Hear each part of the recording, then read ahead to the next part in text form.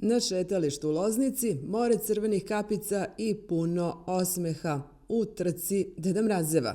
Ovde se trči srcem. Prijavili smo to što nam je to interesantno i zanimljivo i ima jako dosta dece i lepo je.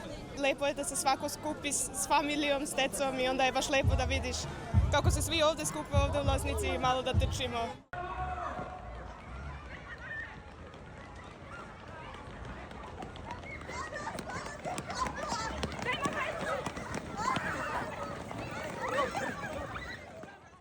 A humanitarni karakter je njen najvažniji deo. Evo, Loznica je i danas pokazala da je grad velikog srca u jednoj humanitarnoj akciji Trka Deda Mrazeva, gde se sakupljaju sredstva koja će zajedno sa sredstvima prikupljena 1. januara biti uručena u prave ruke, odnosno onima kojima je to najpotrebnije. Danas je učestvovalo blizu 150 prijavljenih učesnika svih generacija, dece, roditelja, baka i deka.